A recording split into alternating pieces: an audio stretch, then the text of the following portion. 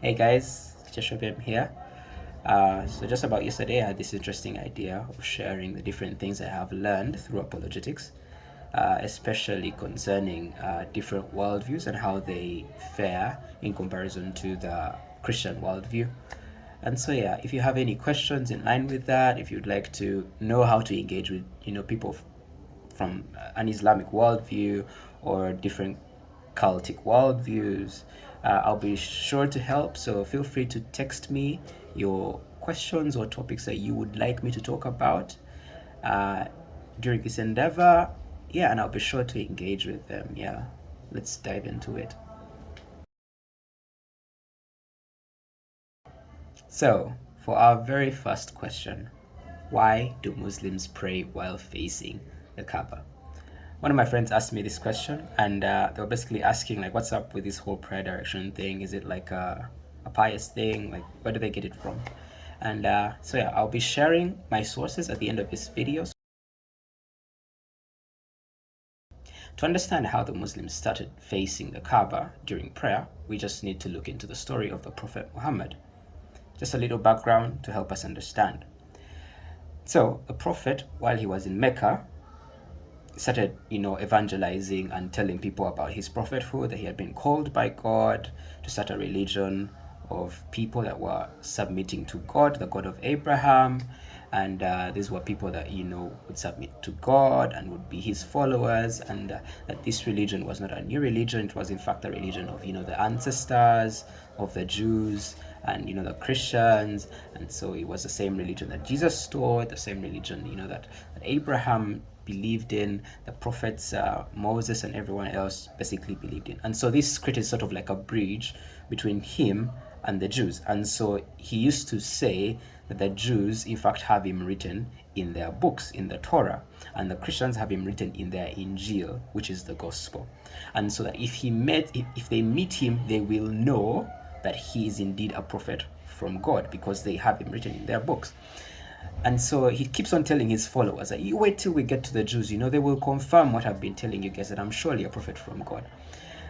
And so a few years later, he migrates from Mecca and he moves on to Medina. This is what they call the Hijrah, as is taught in IRE, for those of you that remember. So yeah, they moved from Mecca to Medina. And while they were in Mecca, the Muslims used to face the Kaaba because remember, these were polytheists. They were pagans, basically, before they started being called to this monotheistic God of Muhammad. And so what they know as their, grand prayer temple or mosque is like the Kaaba. And so this is a shrine, a very big shrine, very famous in that time. And it used to house all the gods basically in the Middle East, and most of the people would like worship. And yeah, so this would be something that Muhammad grew up experiencing. So this place was very close to his heart, even while he was a pagan.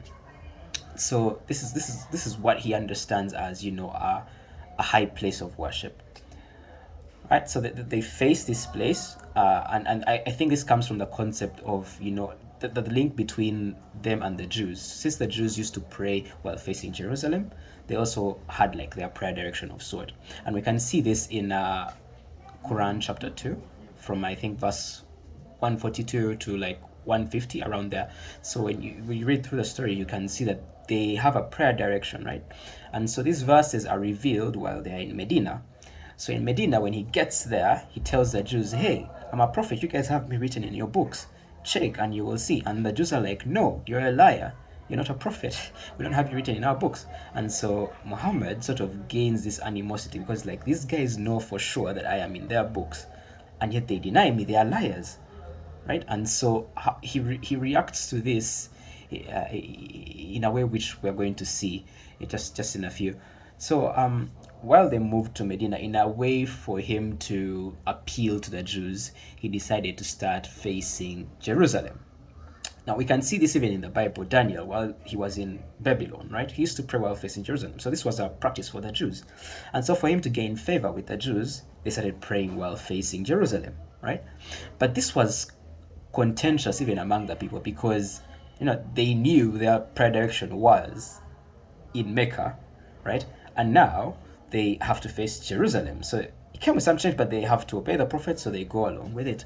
And so what the prophet did is that for him, he would face there's an orientation in which you can face both the Kaaba and also face Jerusalem. And so he would basically stand at the south of the Kaaba and pray in that direction, right? So he's facing the Kaaba, but he's also facing Jerusalem. And so in that way, he achieved both his desire and also what he had been commanded to do according to him by God. So they face Jerusalem, and when they move to Medina, he basically has to pray with his back to the Kaaba, and he's facing Jerusalem. So while they're doing that, and then the Jews now deny him as a prophet, he gains this animosity, and so he starts praying to receive a revelation of a new prayer direction. And so one time, as they're in a mosque praying, he does receive a revelation in the middle of prayer.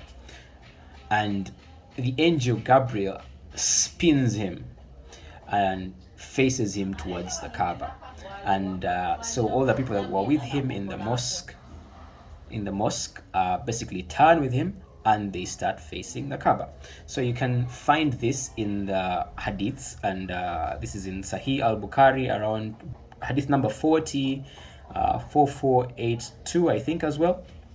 4486. I'll put them at the end of the video, but basically it's something along that line. And that's basically how the Muslims came to start facing the Kaaba. And yeah, let me know what you think. Thank you for listening. See you next time.